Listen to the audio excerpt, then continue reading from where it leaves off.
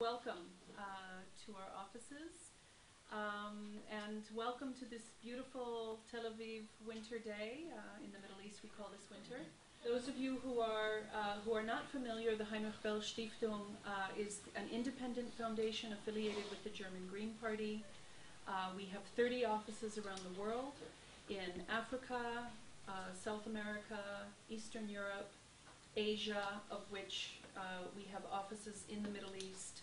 And we have strategic offices in Washington, D.C. and in Brussels. And in the region here, we have the Tel Aviv office. We have an office in Ramallah that works with Palestine and Jordan. We have an office in Beirut. Our director, Mark Berthold, is sorry he can't be with us today. He is actually in our office in Beirut today. Beirut works with Lebanon, Syria, and on occasion with Iraq. And we have an office, new office in Tunisia, and an office on hold, hopefully going to open soon in Cairo. So the Tunisian and the Cairo offices are really new developments based on recent developments in the Middle East over the last couple of years. The Heinrich Boell Foundation, like the German Green Party, is a foundation that deals with multiple issues. Not just the environment, although the environment is certainly one component that's very central to our work. We focus mostly on energy and climate policy, on sustainable economics. We also do many other things. I coordinate the environment work. I also coordinate a component called Civil Society and Democracy, of which our partnership with the Palestine-Israel Journal is part of. But we also do women's rights and gender democracy, and we do also German-Israeli and EU-Israeli relations, and in general foreign relations. So, we are living obviously in the midst of very dramatic times. November 29th of this, just 2 weeks ago, 138 nations voted in favor of granting Palestine the non-member state status at the UN, with only 9 opposed, and I think that the Israeli Foreign Ministry will forever remember the names of Micronesia, Nauru, Palau, I'm not sure how to pronounce them, who joined the Czech Republic, the only European country to vote against, Panama, Canada, and the United States, with 41 abstentions. Now this, of course, is 65 years after another very historic moment on November 29th, 1947, when UN Resolution 181 was passed, the Partition Plan, which ended the British mandate and called for the establishment of a Jewish and an Arab state in the area of the mandate. The Palestine-Israel Journal was founded in the winter of 1993, after the Oslo Accords were signed, by a group of Israeli and Palestinian academics and journalists who decided on a totally egalitarian basis to, and this is what it says in our mandate, shed light on and analyze freely and critically all of the complex issues dividing Israelis and Palestinians. Every issue is devoted to a central theme. And some of the recent ones have been Jerusalem in the eye of the storm, a nuclear-free zone in the Middle East, realistic or idealistic, women and power, which was already mentioned, and the Arab Spring. Our latest issue is this one on Civil Society Challenges 2012, and it is with the launching of this issue that we are gathered together here to discuss the question of the challenges facing both Israeli and Palestinian civil society, and where do we go from here. Now, with every issue, we, along with the editors and the 30-member editorial board, there are 15 Israeli and 15 Palestinian members of the editorial board. We also designate 2 issue editor coordinators who are specialists in the area. And the ones who are designated for the civil society issue are sitting next to me. They are the 2 coordinators of the issue, and they are, to my right, not necessarily politically, but sitting on my right, is Saman Khoury, who is the co-chair of the Palestinian-Israeli Peace NGO Forum, general manager, if I'm accurate, of the Peace and Democracy Forum, one of the architects of the Geneva Accords, a former editor of Al-Fajr, and that's just a partial list of what he has done. And on my left, again, I'm not sure if you are to the left of me politically, but on my left is Dr. Pundak, who is the Israeli co-chair of the Palestine-Israeli Peace NGO Forum, one of the architects of the Oslo Accords, as you all know, was a longtime director of the Director General of the Paris Center for Peace, and many other things. So here we are, once again, in the midst of these dramatic times following the mini Gaza war, the UN votes, and here in the midst of the Israeli election campaign, and given the paralysis in the peace process and the lack of diplomatic movement, we felt it was particularly important to focus on civil society and its role, and so I will now pass the floor on to our two speakers. Now, on the civil society issue and topic, actually, well, this is one of the topics where civil society see on more than one occasion, eye to eye, on how we look at the developing situation in the state of Palestine. I'm trying to use the word because I've always used Palestine, you know, the word. Now I'm trying to concentrate on the state of Palestine. And this, in my mind, is a constant reminder, because when I sucked my mother's milk, I was told about Palestine. And it was a mix in my mind. I mean, Palestine is this historic thing.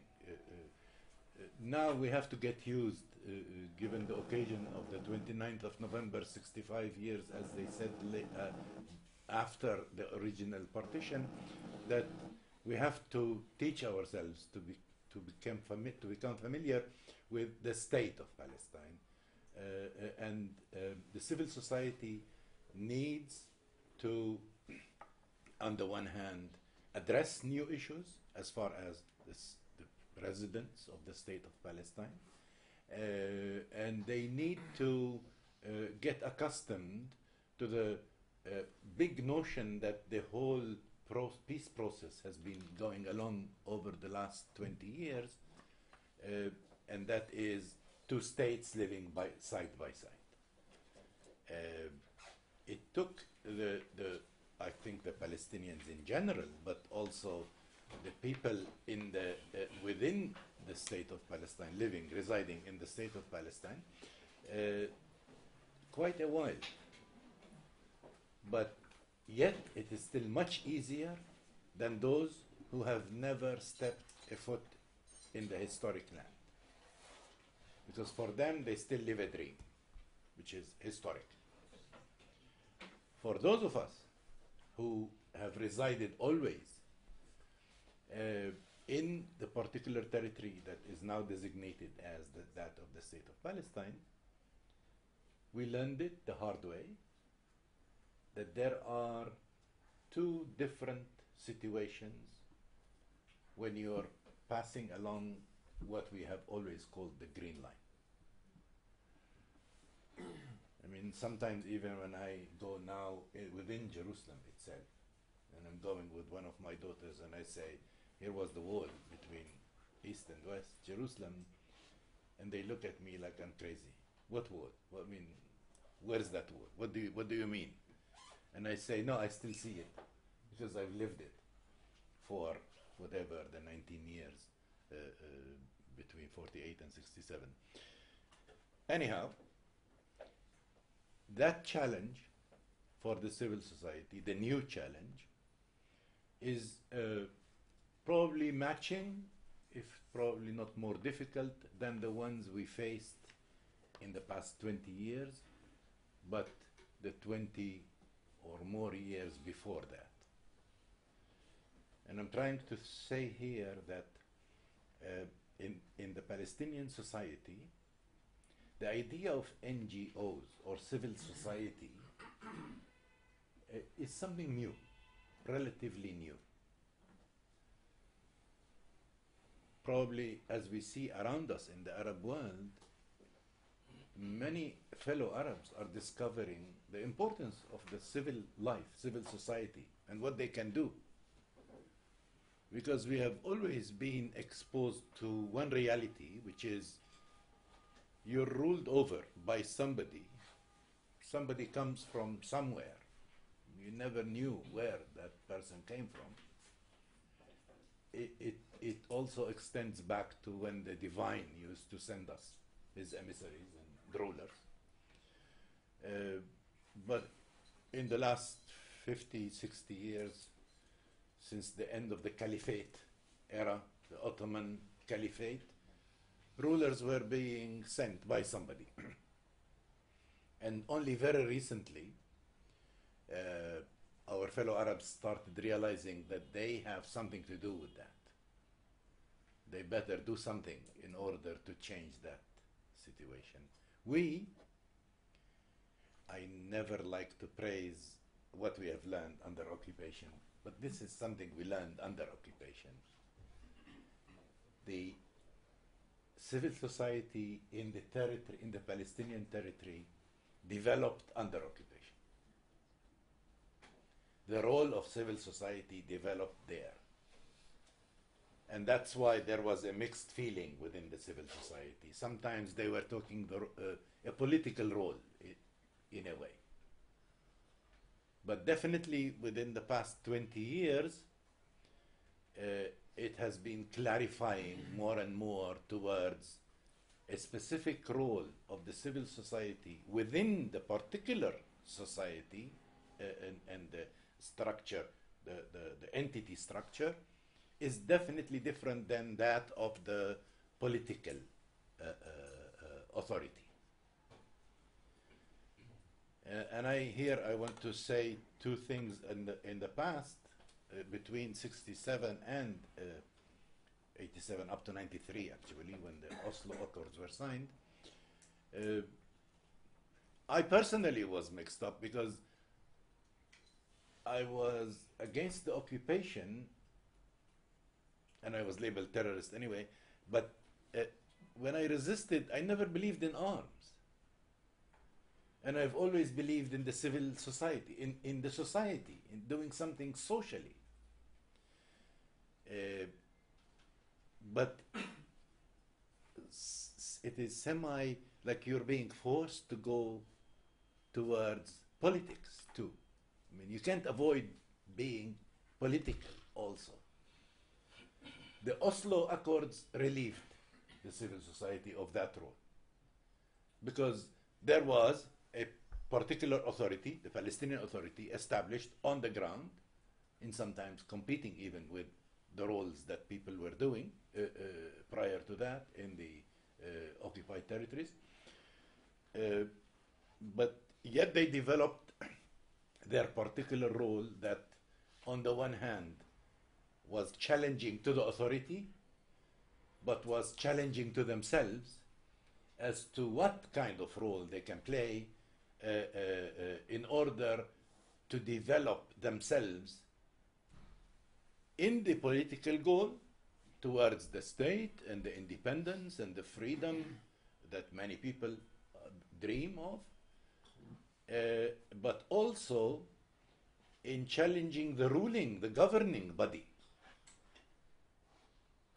whereby the interests of the civilians have to be taken care of. And in many cases, civil society organizations were very instrumental, and are still very instrumental, in the writing of the basic law in the state of Palestine. Even when the talk was about constitution, the role of women, the participation of women, the role of different communities within Palestine, the rule of law, and that is something pushed always by the civil society that there needs to be a rule of law in the state of Palestine, that the political idea of having a state alone, recognition alone by the world, is not enough. It's good.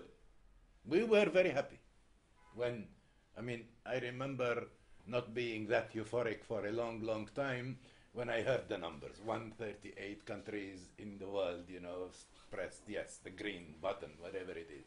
Okay? I was even happier to know that it was only 9. And as Hillel was saying, when I counted the 9, I was trying to look where are these 9. Of course, I know where Canada is, I know where the United States is, and Israel, Panama, okay, we know about, but then we started looking for these other countries, that were mentioned, and we had to dig in the maps, believe me, in order to know the size sometimes, the number of residents of that state, whatever we have. But having said that it was euphoric and it was interesting, but in the civil society, we've started working the following day as to what does that mean. Does this relieve the people in charge of the authority now of having to do something? Does this put us on the shelves again and we have no more roles to play? Does this make, especially it came after a war, they said a war between Gaza and Israel, it has raised the level of the players,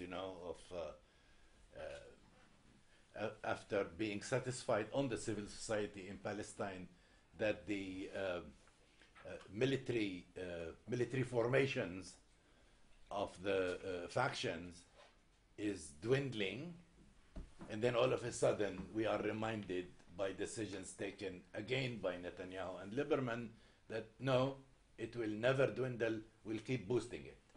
We'll keep telling you that you need it. Okay?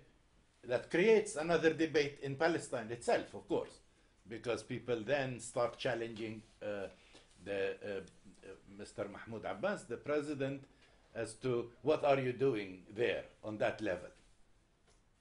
It reminded me of what happened when official Israel decided to leave Gaza, to redeploy, I would say, from Gaza along its borders. And when people asked, many like me,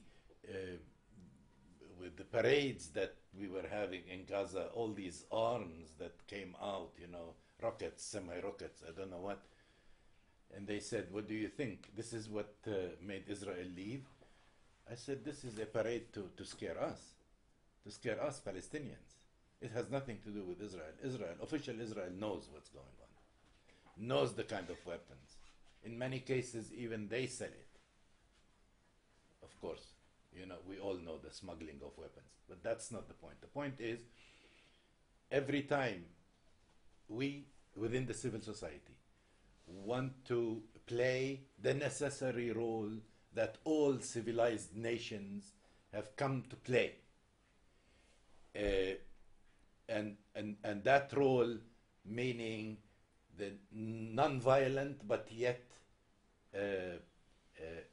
clear, stubborn, moving towards developing with your own society and your own government structures and your own democratic values within the society without the use of force, because third world nations like ours think it's much easier to actually resort to force.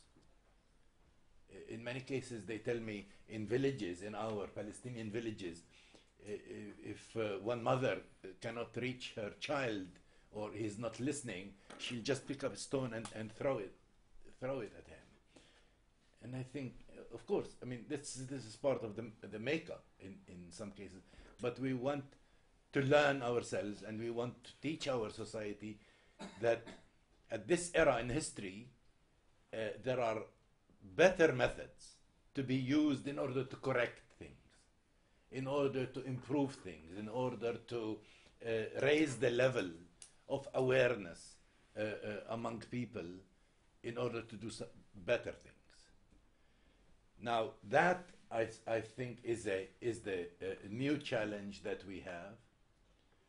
Now, as we said in the articles over there, the difficulties that civil society in Palestine faced after the establishment of the authority, the roles to be played, to set the corners of each player in the game of a social structure anyway. It took time, but it kind of settled towards the authority understanding that there is a need for the civil society, and the civil society are also understanding that when you elect people to power, you give them the chance to rule. We still have a lot to go there, but we think that we can succeed if we are helped also, again here I would say, by our neighbors who are Israel, I mean here, who were more exposed to difficulties of life and learned issues that probably we need to learn too. On the other hand, the new challenges have already pushed us towards gathering civil society elements. We start usually with our NGO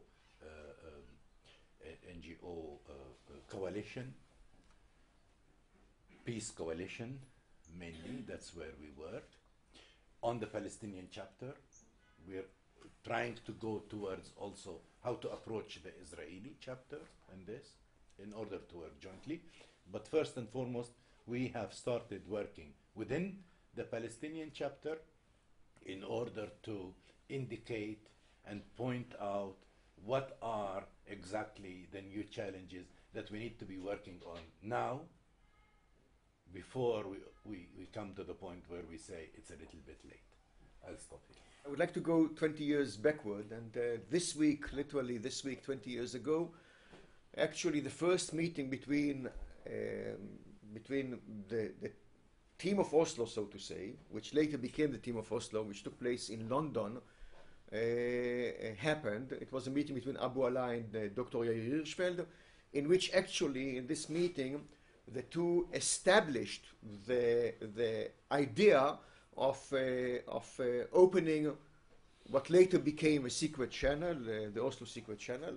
And I'm mentioning it because I would like to put us obviously in this kind of perspective of time of over 40 years of occupation and over 20 years of a process which, as a matter of fact, was signed in 93 and should have ended as an interim process in 1999.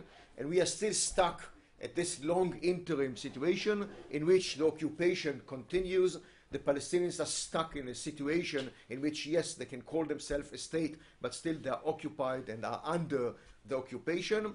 And we don't see a better future. And again, going back to the 22nd of January, as it seems now, I don't see that we will experience a better situation. Although, you know, who knows, we still have more than a month. And not that I believe personally in miracles, but miracles sometimes happens. So I mean, this is just to put ourselves in this context. Now, when we started Oslo, you should understand that Oslo, again, we will not enter into the history of Oslo, but Oslo started as a kind of an awkward approach done by the civil society in a way, meaning the two of us, Hirschfeld and myself, which started the process and negotiated the first phase, and then the government joined in and we were part of the formal team to negotiate. We were working through the officials, mainly through Yossi Bailey, later through Shimon Peres, but we came into the process with ideas which were crystallized and processed and engaged and dialogued through the civil society. I mean, I'm emphasizing this to say again that the role of civil society in this context can also in the future be quite dominant. And we should not just say, okay, everything goes wrong and we have nothing to do. And I still believe that eventually we will be able to find a solution between us and the Palestinians, mainly because the two civil societies and the two, I would say, body politics understand that this is the only option, and the only option is the two states side by side, 67 borders, etc., etc. Maybe we'll discuss it later. And I'm a great believer in the public, but still, you know, believing is one thing, hope is another thing, but reality sometimes goes into different direction. Now, when we are speaking about the two civil societies, and Saman emphasized it, and I think he gave a very, very right and honest expose of the Palestinian situation, we should always remember the huge difference between the Israeli civil society and the Palestinian civil society. It's not only the fact, you know, that we have, for example, 30,000 NGOs, registered NGOs in Israel, Amutot in Israel, which are dealing with everything in the civil society, but it is also the fact that we have a culture of civil society and a culture of dialogue between the society and the government. On the Palestinian side, and I will not enter describing them, but just to emphasize one phenomenon, the strength of the civil society was before the authority came. During the occupation since 1967, the Palestinian civil society and Palestinian NGOs actually inherited the formal activities of the Jordanian government at that time, or the Israeli occupation. And what we had there, not only a vibrant civil society, but also a civil society which took also a political position, i.e. you had, for example, I don't know, a association for the blind, so there was a Fatah association for the blind, and a PFLP association for the blind, and probably a communist association for the blind. So it also reflected the very vibrant Palestinian political life, that the civil society were branches of it, and sometimes also were tools for political activities. 1994, the Palestinian Authority comes, take over, and we have a different situation. Mind you, and it's very, very interesting to say, Saman mentioned one thing, but the influence of the Israeli occupation, the kind of a diffusion between the two societies is very interesting, because much of the democratic elements within the Palestinian society, which, as I'm reading it, comparing it to other places, specifically in the 20 and 25 years ago, the Palestinian civil society is much more democratic, much more open-minded, much more equal. Take issues like women situation. I won't say equality, but in relative terms. And these are things that the Palestinian, in a way, learned from the Israeli society. I won't say from the Israeli occupation, but then from the Israeli society. And the interaction between the two societies until 94, to much extent, was much open, more open than what we see today. And what is very interesting, that there were many activities which were not geared in the connection of what now we are promoting, which are peace NGO activity. In a minute, I'll define what I mean between this and the other. Now, when the Oslo agreement was signed, we, and I'm speaking now about myself, okay, not we, but myself, my approach has always been that there won't be peace between us and the Palestinians unless we'll work parallelly in the two approaches of what we call the top-down and the bottom-up approach. Top-down, which should be done by the governments, security services, the foreign ministries, all other echelons which are actually negotiating, signing agreements, creating the framework which should prevail and govern the relations. But at the same time, the bottom-up approach, which is the dialogue between the two societies. And I'm emphasizing this, unlike, for example, with Egypt, that it can promote peace, it can strengthen peace, but between us and the Palestinians, the fact that there is no distance between us and them physically, the fact that even once there will be peace, we'll have to live together, the fact that we are sharing resources, whether it is water, whether it is energy, whether it is infrastructure, whether it is, we are here at the Green Party, whether it is the environment, everything eventually will have to share, so the civil society, not only the government, should work together. Add to this the fact that what we are fighting here at the same turf, Palestine, we are fighting on not only identities, but also narratives, histories, etc., that will have, through reconciliation process of the peoples, will have to work together. So when 94 actually happened and took place, and the Palestinian Authority started to work, what we envisaged, and again, I'm now talking about myself, what I thought was that there won't be dialogue between peace activists and peace activists. What we wanted to see is what we call in the jargon, the professional jargon, cross-border cooperation, which should not be navigated by peace-oriented organizations, but by just normal NGOs, meaning that an Israeli environmental NGO will dialogue with a Palestinian environmental NGO, and they will have a lot in common because they have actually on the ground a lot in common. We, as organizations which are hovering above and are trying to push things as peace organizations or reconciliation organizations, whatever you would like to call us, we should be those to push things, or maybe to create hubs and clusters of activities. I'll just give you an example.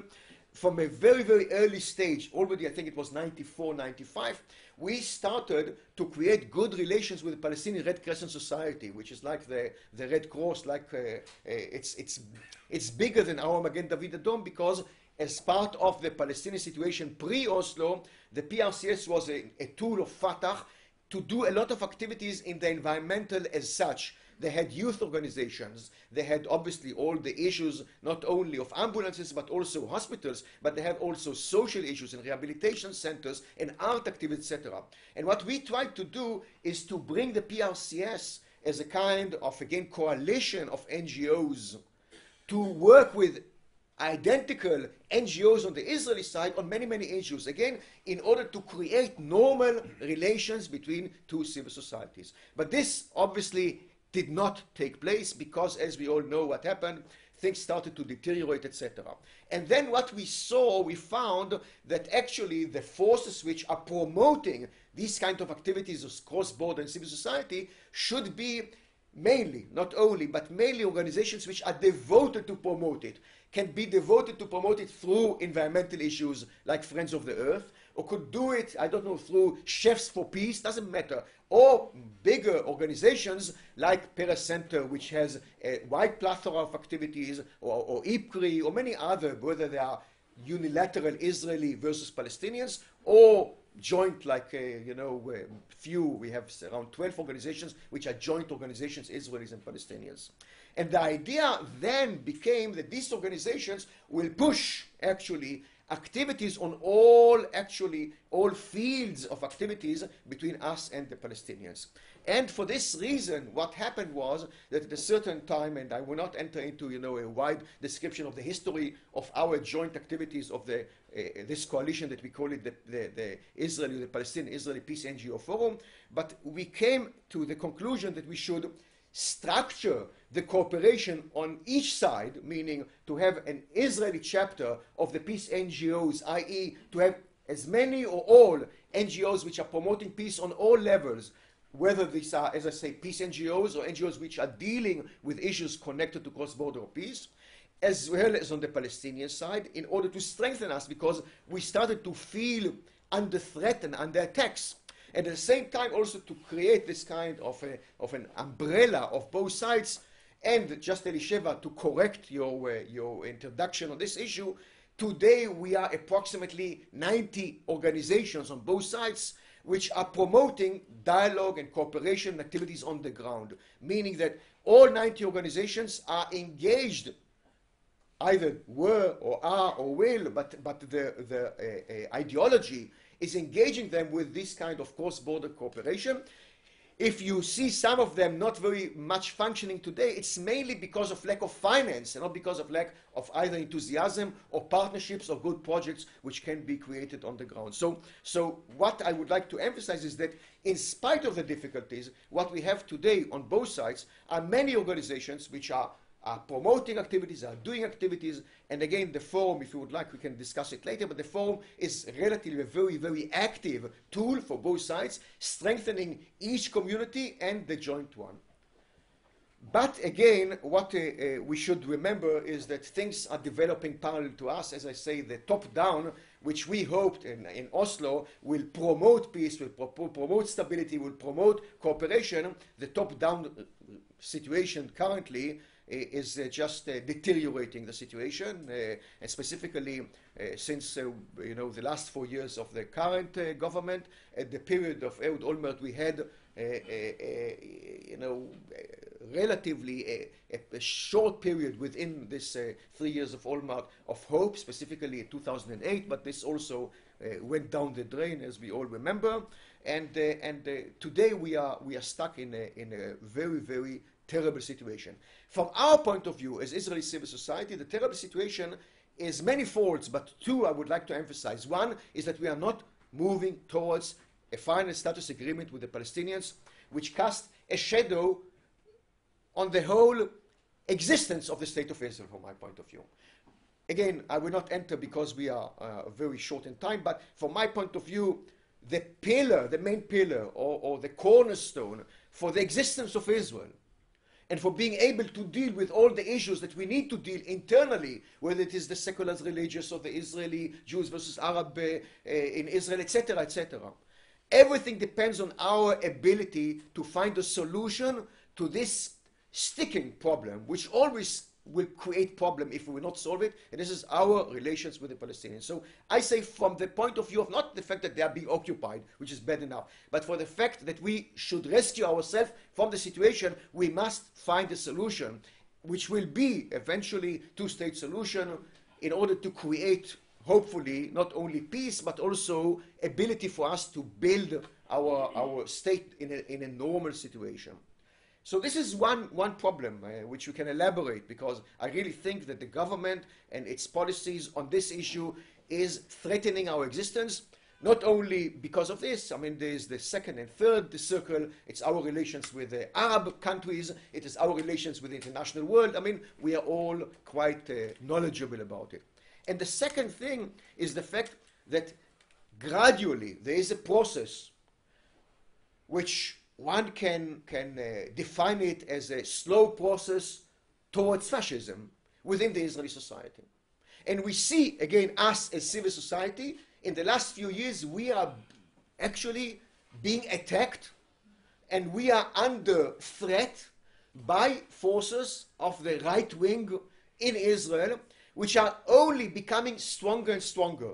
And paradoxically, if you try to see who were those from backbenchers in the last Knesset who were actually behind it and motivating it, those were the people who won actually the I won't say highest, but within the highest numbers within the Likud list to the Knesset. Meaning that those forces which were backbencher in the last Knesset may become not only legislators but also ministers or head of committees or whatever. And our activities as civil society, not only peace activities, but civil society at large, including NGOs which are dealing on equality between Jews and Arabs, equality to women, empowering weak elements in the society, etc. All of us are being attacked by this kind of brown force, if you would like to describe it, which moves Israel not only to become eventually an apartheid state through the occupation and our future relations with the Palestinians, but also a future fascist regime which will not tolerate meetings like this, or not tolerate Heinrich Boell promoting meetings like this. Okay, and we are not very far from that. Now I will finish by saying that the fact that we are doing our activities is a classical win-win approach. They need it, we need it. We need them, they need us. We are strengthening them, they should strengthen us. Because at the end of the day, also Palestine is under threat. And Saman can describe he's one of the strongest secular forces also on the Palestinian side. They are under threat as well, the Palestinian civil society and the Palestinian state to be, and the Palestinian community. And again, I'm not saying that Hamas is good or bad. I'm just saying, as a liberal person, that religions should not govern any politics and any society. Religions should be stayed with where religious should stay, which is between the person and God, if you believe in God. So I'll put it aside, but I say that for both sides, peace and dialogue and cooperation is a win-win situation. Now we are in a lose-lose situation. We have moved from the zero-sum to win-win, but it is collapsing. I still have hope, and I'll just end by describing a kind of an oasis of situation.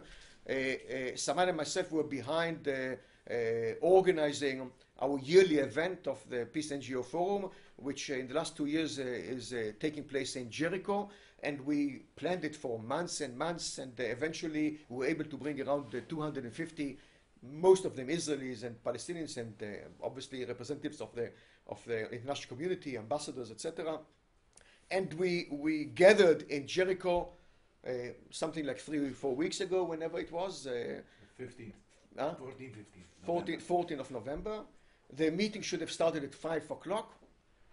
All of us were there. Outside, there were Palestinian demonstrators demonstrating against the Palestinians not to enter because their coming in is normalization. And as you know, on the Palestinian side, we can also speak about it, there is this power force which is much more strong in talks rather than activities, and also seems to be big but is relatively small, but makes a lot of noise and will have the legitimacy, trying to attack the Palestinian NGOs which are dealing with Israelis not to participate, and all came in spite of this fact. And this was afternoon. We invited them in. Yeah. And the event should start at 5 o'clock. At 4 o'clock, Israel starts the war actually Israel is killing, assassinating, targeting, whatever you want to call it, Ahmad Jabri, and hell breaks out and war starts. And we are there an hour before. And the question is whether we are able to do it. And only because of the trust between us, not only the two of us, but us is actually the entire group. And remember that it wasn't only civil society, they were representative of the Palestinian Authority. Abu Mazen should have been the one to open the event, but was out of the country, and through the services of Saman and the Palestinian side, sent his chef de cabinet to give his speech on his behalf. And obviously we were afraid that nothing would take place because of the situation.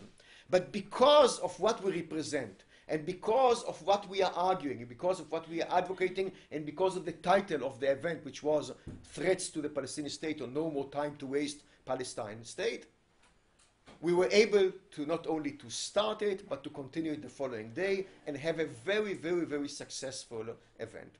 And the successful event in this, I will add, from my point of view, gives me, again, a small sign of hope that we are together the same boat, and the majority of us and the majority of them would like to achieve what we would like to achieve. And I hope that we will overcome all the huge hurdles and be able eventually to live side by side in two normal countries, which will not be engaged in fighting each other or being afraid of each other, but in making our place, our life, our country and our society a better one. As the moderator, I heard a tone, I think Saman, I heard from you, that a sense of relative optimism, perhaps in the wake of the UN decision. And from Ron, I heard from you a sense of relative, maybe not just relative pessimism, perhaps looking towards the forthcoming Israeli elections. And before we open it to the audience, do you have any comments to each other? I can see or see through Ron's frustration when it comes to Israeli elections, because we've been experiencing, sorry to say, because I was part of the makeup of this whole place for the last 45 years. I've lived under occupation. But I had to follow the Israeli elections and the Israeli parties. And so, and the drive is in a way frustrating when it comes to Israeli elections. And but I always keep reminding myself of one thing, and I hope Ron will also remember it. We had a similar situation in the late 90s. Late 80s, early 90s, when I was in prison then, and I was listening to Shamir Baker discussion. We'll go, we'll not go, my telephone number 242-338, you can call me. And then Shamir saying, we'll drag them along for the next 10 years if we were forced, all this. And then came Israeli elections. And then, Rabin, God rest his soul, won. And things turned. This is beautiful about this area of the world. We're all Middle Easterners here. I would like to tell my Israeli friends, we are all Middle Easterners. We get high on good news. And when Rabin took office, to me, Rabin was somebody who actually took me to jail, even signed decrees to take me to jail. But there he was, the man who had the courage, who took office, first of all, was the very first Israeli official to speak something good when he's in office. I know you talk about Olmert, okay? Maybe he spoke some good things. He spoke more good things when he was out of office. But for me, Rabin was the very first Israeli official to say something good when he was in office. And that is worth it. And that is worth it to be in the Middle East. And that is a source of hope for me. Now, am I optimistic, seriously, about our situation? I like to project optimism. And because I feel optimism is a driving force. It makes us work, more or less. But believe me, we are in a situation where, as if fighting has just started from ground zero with a new status that we have, a haunting status, as I said, between what I've lived on, like many of my Israeli, I meet with Shas people and they tell me, 3,000 shana, all this. Okay, that's historic, that's fine, okay? But the state of Israel is different than the 3,000 shana. 3,000 years for those who don't know. Okay? And to me, historic Palestine, which my mother nursed into me, is different than the state of Palestine. This is the new challenge for which I need optimism. He's talking about 90 NGOs which have parallels in both Israel and in Palestine.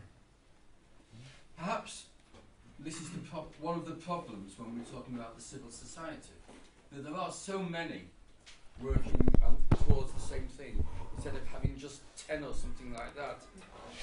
In each, when you have 90, everyone's pulling in a different direction. Maybe this is one of the problems that we have. I will take few. Okay, so yes, Bert.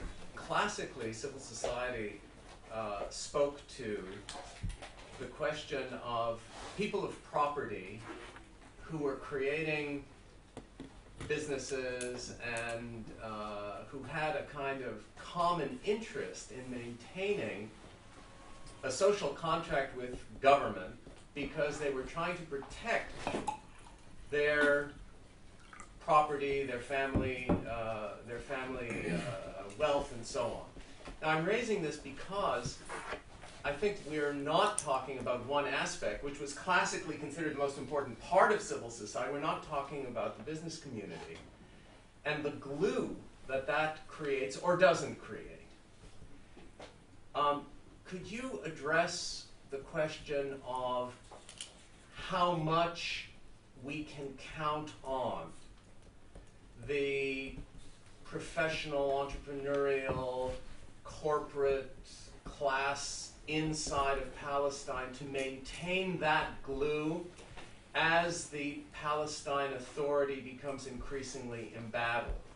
In other words, when we talk about Abbas and we talk about the PA, are we talking simply about a regime that is a kind of top-down thing, or does it represent a development path which has a kind of prestige and a whole slew of companies in the private sector and people who are managers and people who have an interest in maintaining peaceful, reciprocal relations with Israel, and also have an interest in maintaining some kind of regular regime of property and so on?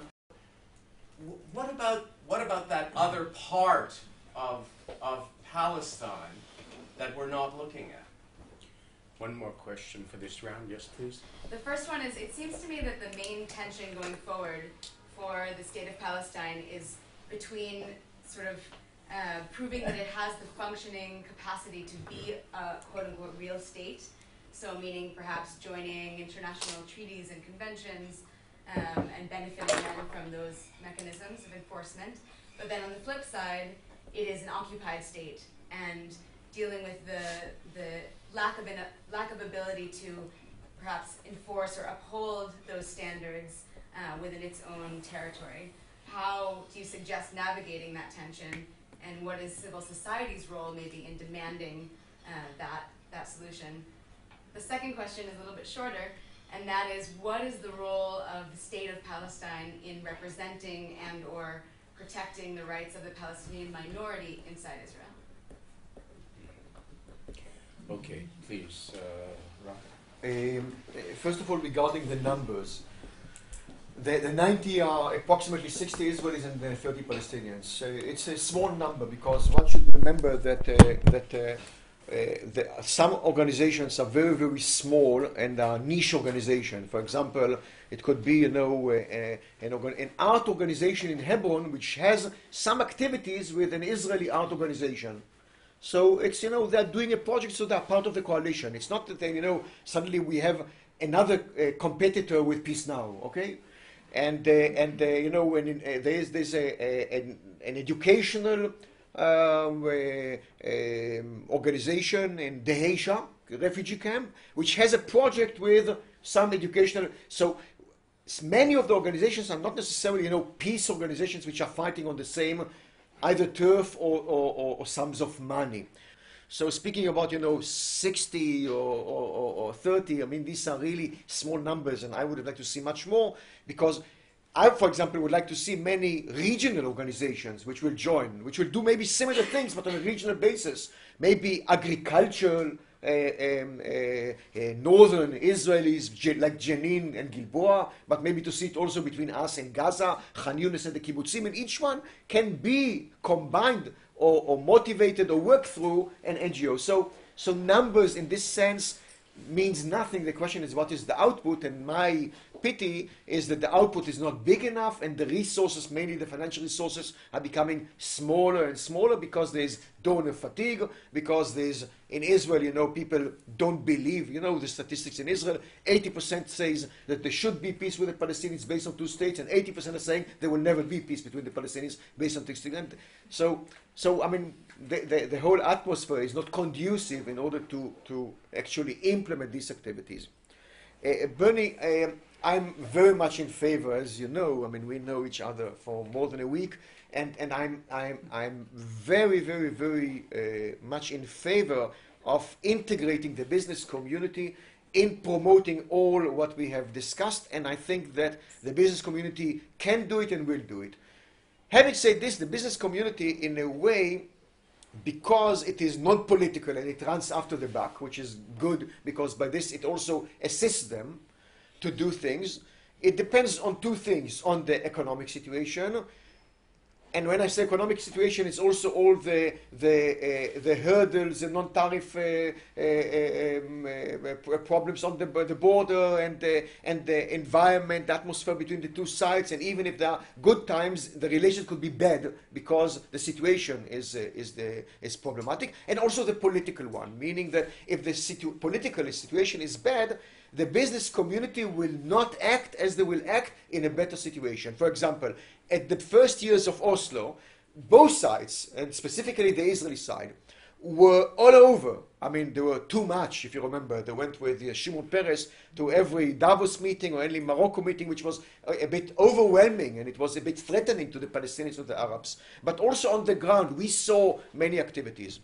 Currently, the Palestinian business sector, because of the situation, is also under the attack of the grassroots and the people and those who are buying from them. And for example, we have many joint activities, but many of the activities are under the radar because the Palestinians are demanding to do it under the radar because they're afraid of the ramifications within them. By the way, also some of the Israeli business people who are doing activities say, just don't tell it anybody because I'm afraid, that people will not buy my iPhone or my I don't know what because I will be portrayed as a leftist, God forbid, Smolani. So in many ways, I think it depends on the political and economic environment. And once it will gain pace and there will be also help from the highest echelons, then I see the two sides, and we know from history, we know about the Jews, the Israelis, etc., but we know also about the Palestinians. They are all over. The Palestinian business people have done huge things in the Gulf and all over other places. In Jordan, what is Jordan? The boosting Jordan economy is Palestinian economy. What is the Jordan? Now there's a new high-tech, real high-tech prosperity in Jordan. And who are the high-techists and all the startups in Jordan are Palestinians. And their brothers are being, so to say, don't quote me, fucked here on the Israeli side. And they are the brothers or the cousins that have the same education, etc. So my underline is that yes, there will be, and yes, they are, and yes, they were, but we need to create the environment for them to flourish because they need it. The answer about the Arabs in Israel, it's a big question, obviously. And PLO, we are dialoguing not with the PA or PNA or Palestinian state. We are dialoguing with the PLO. All the Israeli formal negotiations between the Israeli government and the Palestinians is through the PLO because we signed 2 letters, Rabin to Arafat and Arafat to Rabin, which are the most important part of Oslo, if you ask me, which is the recognition of the two national movements in each other. And also Israel recognized the PLO as the entity which represents the Palestinian people all over. So the PLO, from our point of view, is the address for everything. Now, having said this, they are not the address to the Arabs in Israel. And I think that we should deal with the Arabs in Israel as total equal citizens, as I am, as my friends and peers who are Jews. This should happen. That we, as a state, should deal with it independently from our relations with the Palestinians, because also I think that the solution regarding the bigger issue of refugees should be different than the solution between us and the Israeli citizens, because they should be treated similarly and identical as if I am losing a property. And unfortunately, it hasn't happened yet, but I think it should happen either within the solution of the refugee issues or even beforehand. I would like to see, after an agreement is signed and the two states are settled, one next to each other, that within the body of the social body of each state, there are people of different origins. Hopefully, the state of Palestine, we're trying to build a society, a ruling or a constitution, basic law, where we would like to promote the idea of citizenhood. You're a citizen. And that is something we're struggling within our society. So in the same manner, I would hope that the state of Palestine, the ruling authority in the state of Palestine, would be representative, but also would try to solve whatever issues of minorities that it will have within the state, but even though they might be of an Israeli origin or of a Jewish orientation, because there could be in the state of Palestine also such people living there.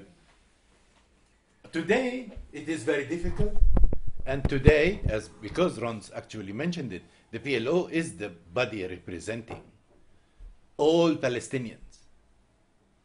And until this issue of all Palestinians are solved within the domains of their own system, because we might have also Palestinians who live in Jordan, who Jordan would want to take us to account also. Are these Palestinians or Jordanians? I mean, but until today, and until the whole issue of what happened in the aftermath of what we call the Nakba, okay, has to be solved. The very first step is the state of Palestine next to the state of Israel, and then many issues would follow quickly along the lines. So, until today, even those of Palestinian origin who are not given their rights still see hope in the negotiations that the PLO will lead to sort out problems that I'm very happy when I hear Ron speaking about them, and I say, yes, this should be sorted out within Israel. Whether it's refugeedom within there, whether it's full rights, whether it's serving the nation or not serving the nation, I don't know, whether it's armies or whatever corps that you have in order to become full-fledged citizen.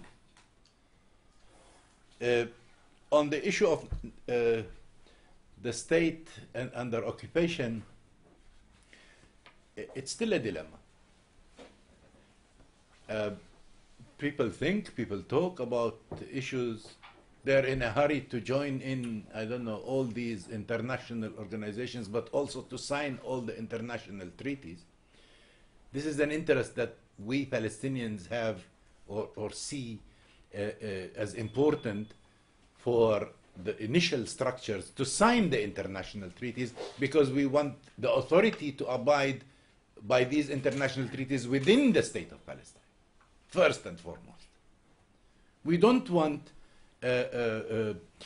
whatever collective imprisonment just because Yasser Arafat, God rest his soul, wanted to please, I don't know, Dichter or whoever it is, so he would just ramass a number of Hamas people, and then the next day, of course, hence came the revolving door idea.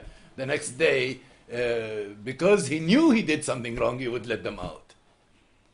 We want him to be convinced that these should go to prison, taken to court, and imprisoned for something wrong they did by the rule of law, and then definitely we will stop that door from revolving, because we want them to spend their prison term.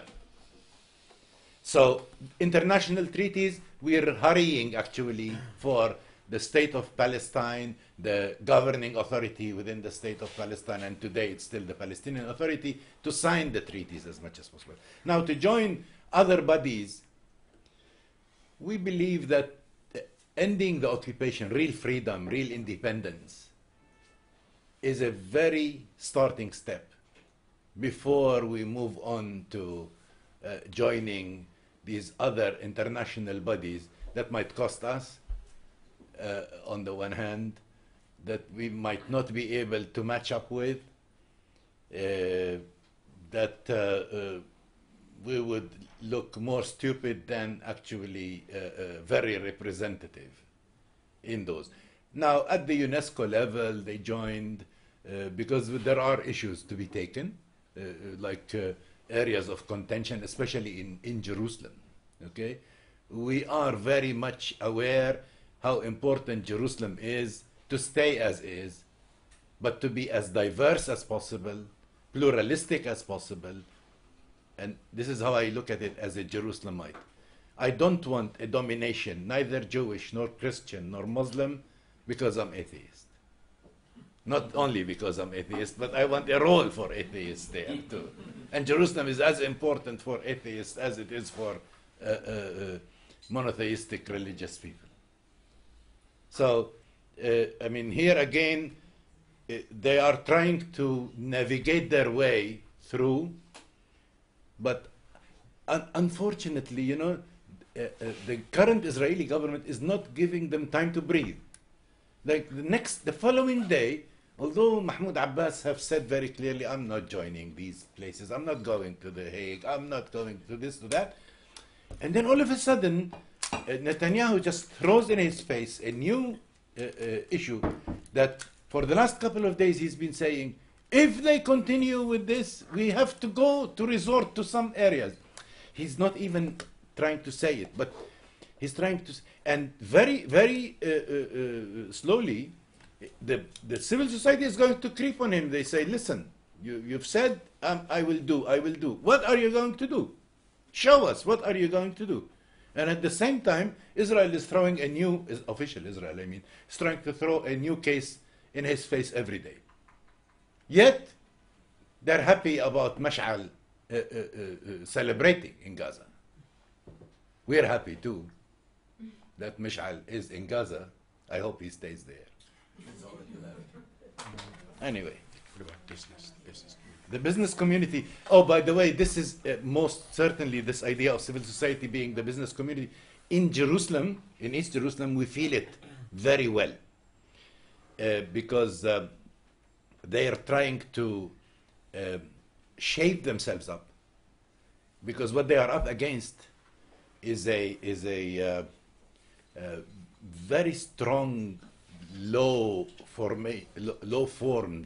authority, the local government in Jerusalem. The other formats, of course, is the NGOs of special interest groups, in some cases even to boost up students in schools to take care of their own affairs, like student councils. And like this is a sort of not clear civil society from that angle, but yet it is civil society because governments, when they take over things, we're used to dictators.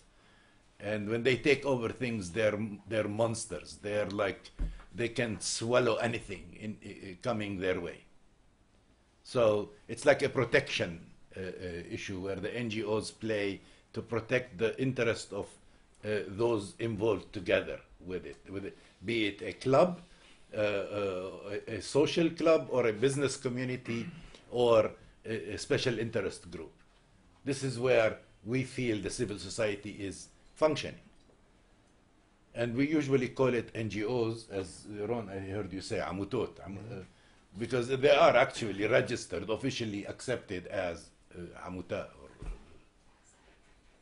Okay, another round of questions. Yes, please. I have two questions. With all respect, one concerning the Palestinian society, not in the North Pole, South Pole, or the camps in Beirut, in Lebanon, but living in the West Bank in this point of time. Bearing in mind the cultivation and your really admirable work that you are doing with enhancing the society and the NGOs and the civil society, the question is, if now when you have the authorization of the world, this society is mature to match up to this, or in other words, to establish a real political structure, or in simple words, my question to you, sir, is if there could be elections this year in West Bank, and I'm talking West Bank, Gaza and Hamas will follow suit or will not follow suit. There's all problematics with this, regardless. To follow, match the stand that the international community took. That's the first question. This is a historical moment here, and the question is if the Palestinian society, even under autonomy and Israeli occupation, can stand up to this, and it has to and must do it this year. That's the question. Bottom line, elections. For you, Mr. Pundak, the question is more in the more constitutional law and international aspect. There are two schools of thoughts now. That Israel is not, pardon my reflection, there are going to be elections in Israel. Most probably, Israel more than ever will not negotiate with any Palestinian entity. If you agree with this, and you don't have to, but there are two schools of thought. First one, if there should be, if the state of Palestine should be established established as a model state and then, established by negotiations. That's the first option, by negotiations with Israel. And the second option is if the state should be established as a model from above, from up to bottom, regardless negotiations, which eventually are not going to take place in not 2013 and not 2014, regardless of the international pressure. So my question is being pragmatic and even cynically realistic. If it is visible that the Palestinian Authority, Palestinian society will take the step to present now to the world the model, the terms establishing the state, without taking into account any negotiations with Israel, and will ask the international community to sanction it. My question to you is if it is viable. Okay. Next question. Yes, please. I find myself once every week on Friday noon in the street with women in black, and that is not civil. That is dirty. That is difficult. That is, we get lots of insults, lots of young people, really young people, school-age kids, coming up to us and insulting us and saying, you're disloyal to Israel, you are in love with the Arabs, and you hate Israelis, and on and on. I'm sure everyone knows what I'm talking about. The question is, and it's very nice to hear about these NGOs. I was also very active in an NGO called Bat Shalom, which was the Israeli half of the Jerusalem link, and the Palestinian half was the Jerusalem Center for Women. About 2 years ago, the Jerusalem Center for Women, which Bat Shalom had been working with for a number of years, pulled out of the Jerusalem link because they were accused of normalization. And Bat Shalom today is out, finished. There's no Jerusalem link, there's no Bat Shalom. And my question to this very civil debate here is, what can be done in the street? What can we do in the street? Because if the attitude of the average Israeli does not change, then all of this civil debate is all very nice, all well and good, but I'm what you call, as everybody would like to call me, an Israeli Arab. I call myself a Palestinian-Israeli. And to be an Israeli and a Palestinian, I call it schizophrenia. And I've been suffering from schizophrenia since I was 15 years old. I'm 66 now. Although I look younger, but okay. Don't flatter yourself. Yeah. I'm 6 years old, and since I started to know myself, I was peace activist. I've never stopped feeling an Israeli. I like to be an Israeli, but I want to be a proud Israeli, and that can't be that can't happen. Why? Because the Israeli governments, all the Israeli governments, all the political governments, never tried to understand what I feel or to think what I feel. I want the Israeli government to see who I am, to see through me, to see myself, my feelings, what I feel, how I think, what I think. I don't want just to be an animal, to eat, drink, and sleep, and procreate maybe. But I want to be a man. And I want Israelis to see me as a man, as a human being, I mean. No more, no less. My name, of course, reveals my identity. My identity, which is so problematic. As I said, on one side I want to be an Israeli, and an Israeli citizen, free, equal, and respected, and honored as being a person, a man, a human being.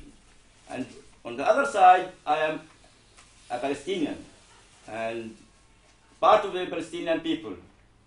A member of the Palestinian people. My mother was a Palestinian, my ancestors were Palestinians, and I will be Palestinians, of course, my children are Palestinians too, but I want to make this dichotomy. I want to be an Israeli, and on the other side, I'm not going to be part of the Israeli state. The whole notion of one state is either sentimental ideas or people who are totally detached of reality. Impossible. Having said this, I'm very much in favor of strengthening the relations between the two states to enable what later can become a confederation between us and the Palestinians, which will allow people to move, to live, to work, to study, to share the one land. Because I, as an Israeli, and in spite of the fact that, like Saman, I'm also secular, but I feel very much attached to my history, which goes back to places like Hebron, Bethlehem, and Nablus. But history is one thing and reality is a different thing. Similarly to Palestinians, which I have no doubt that most of them have clear affiliation and strong relations towards Safed and Yaffo and Haifa and Caesarea and other places. So the solution, which I would like to see, is two very clear states with clear borders, but with as many places to be shared, whether it's Jerusalem to start with, or whether it is, infrastructure, water, environment, things like this. So I believe that it can happen, and it can still make you a proud Israeli, but also with an ability to feel that you are also related to the other side of the state. Now, regarding the issue of a state here, whether a state should come from up, above, and this and the other, well, here again, I'm coming from the realpolitik position, which makes me maybe a bit narrow-minded, I must admit. I'm not a free spirit in politics. I'm a free spirit in other things. As long as occupation prevails, there won't be a state. We will not allow them to have a state. We will kill any nucleus of a state. They can claim a state, they can ask to change the laissez-passer to passport, whatever. But as long as occupation prevails, there won't be a state. Now, here comes few options of ending the occupation. I prefer ending the occupation through negotiations. Meaning negotiations will lead to the end of occupation, which will lead to a Palestinian state, which will lead to end of conflict, which will lead to end of claims. Basta. By this, we are actually closing everything. But it can happen that the state will be claimed differently, that the occupation will end differently. I don't want to see it. Either, through war or through international pressure or through whatever can happen. The French ran away from Algiers after the agreement, all the Pied Noir, in, a few months, and 1 million people were out. I don't want to see the settlers running away. I don't want to even envisage this, because I think that, I don't know how will it happen. So my hope is that either our government, next government, will come into its senses, or the international world will make it understand, or that through, again, democratic forces, which now brings me to answer your question, we will be able to get rid of these bad guys, which are not only against me, but I think they're against themselves, but they don't know it.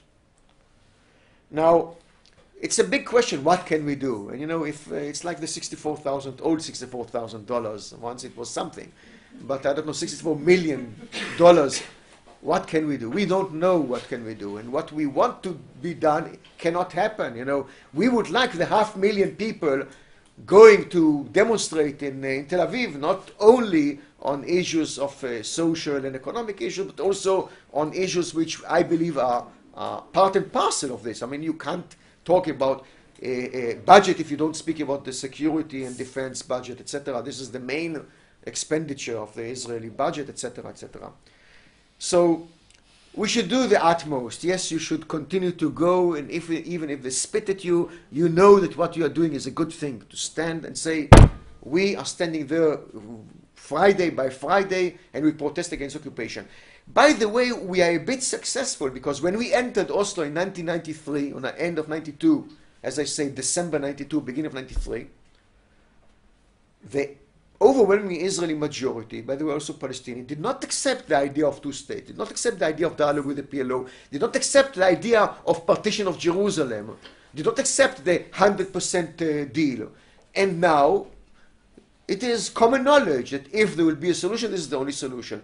And I believe it's a result of what you have done, and what we are doing, what they have done, etc. And also the government, and Rabin, and Peres, and Barak, and all the others, which eventually brought men like ideological person, like Bibi Netanyahu, to say, whether he believes it or not, I don't know, but to say, because he understands it serves him, that the only solution is two-state solution, like what he said in Bar Ilan at the beginning of his tenure. Well, I would like to see Sheli Achimov, speaks about the real issues, but she won't do it because she understands tactically that it goes against the trend, so she won't do it. I can only hope, you know, that at a certain time will get up and revolt against what is happening. Extremely strong propaganda. I get it from people who are not right, from the right, you know, and I think that this kind of lies and this kind of hate propaganda has an influence of people, because, you know, a lie which is repeated many times sounds true at the end. And I do my small thing, but maybe something could be done organizationally to answer, you know, to answer every one of these lies that are, they say, with a normal, logical, nicely But normal, logical answer doesn't have the strength of a lie. It can be done. It's more complicated, it's more multifaceted, it's more difficult. I believe that it can be done, because if somebody says that now it is night, and you prove that it is day, somehow maybe somebody will get it. And I think that this kind of anti-propaganda, in a very let's say, civilized manner, I think that on many people it could have an influence. And I think it should be organized somehow. Because I'll tell you, if a person who is logical accepts it, he will send it to 30 different addresses. And I think that maybe 10 of them will accept it, you know. I think maybe something like this would be done. There will be elections. There will be elections, because Palestinians are fighting to have elections. They don't want to have elections only in the West Bank. As a Jerusalem resident myself, I will protest and will be standing in Kalandia or in the Muqata'a to say, don't leave me. I want to be part of the elections. That's one. Gaza is as important for us. So what is being paved is to have the two big heads finalizing this document, because Abu Mazen, I mean, that's the beauty of the guy, the president that we have, is that he says what he thinks. And he has said it very clearly. He doesn't care if there is reconciliation. He wants to have elections. So reconciliation for him is the road to elections, because he wants to go home. He wants to have elections, and every Palestinian logical thinking of the importance of democracy and elections think that there should be elections. So we will be working towards elections as soon as possible. Now, is the society mature? I mean, I would like to see any society that is mature enough to say they are complete. Israeli. I don't think so. I mean, even Israeli Jews, ask them, they will tell you they are still seeking beyond. The percentage of the Arab voters that will go to the Will be under vote 50. will be below 51, might be below 50. So that's the answer. Yes. To stabilize the situation, it should get to 75 to 80%. That's for you to welcome. Yes, yes. But just let me finish with the last thing. Civil debate is nice. I understand you. I've seen you on these blocks. I've seen you before. We should not give it up. But also, sometimes, even in our peaceful ways, we do have confrontations. Ron mentioned this Jericho conference. If we wanted to give up, we wouldn't have done it. We said we're challenging. They said there is a demonstration going to road number 90. Ron comes up early in the morning. He goes with Jibril Rjoub and his people. You're going to road 90? We're there because we believe in what you're doing. You come to our thing too. Don't stop there. Don't stop at one only step. Go all the way. So there is some kind of, I would like to call it competition, contest, and we prevail in the end. This is where my optimism is. That's all. Okay.